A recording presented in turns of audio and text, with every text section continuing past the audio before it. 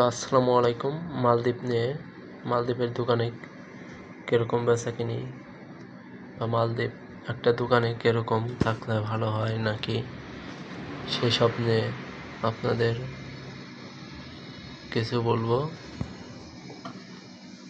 এটা হচ্ছে মালদ্বীপের একটা দোকান। এই দোকানে কি কি পাওয়া যায়?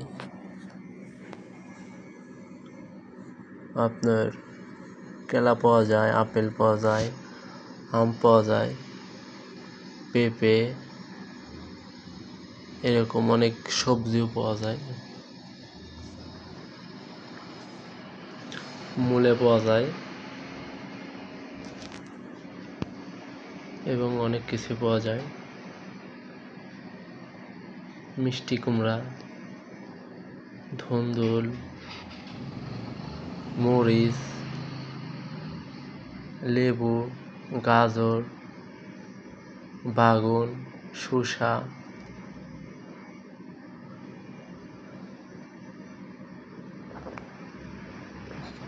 পিস পাওয়া যায়, আদা পাওয়া যায়, একটা দোকানের মধ্যে সুপারি পাওয়া যায়। তারপরে এই সাইডে আছে চিপস, পটেটো, সব কিছু পাওয়া যায়। ধরেন মুড়ি,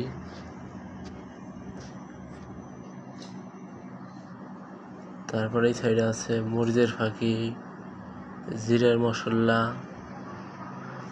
তারপরে জুস আছে, ম্যাঙ্গো জুস এবং অনেক কিছু পাওয়া যায়। ডিম আছে, পানি আছে, বাংলাদেশের স্পিরিট পাওয়া যায়। এই সাইডে আছে আরো অনেক জিনিস আছে। আর মূলত হচ্ছে মালদ্বীপ থাকতে চাইলে ভাষা শিখতে হবে আগে।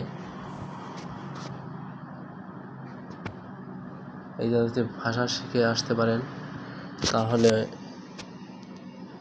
অনেক কাজে দেবে বা কিছু করতে পারবেন।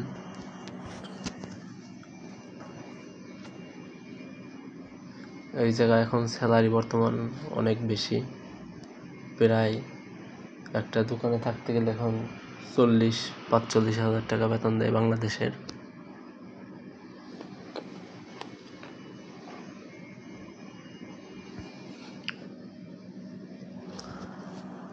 আপনারা সবাই বর্তমান মালদ্বীপ খোলা আছে, যে আসতে চান অবশ্যই মেসেজ করবেন।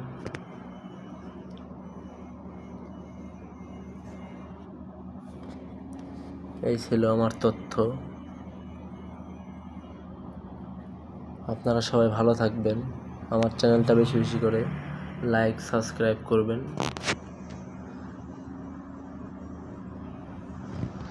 মালদ্বীপ টুরিস্ট লোক আসে বেশি। সবাই প্লিজ বেশি বেশি করে সাপোর্ট করবেন। আপনাদের সাথেই থাকার জন্য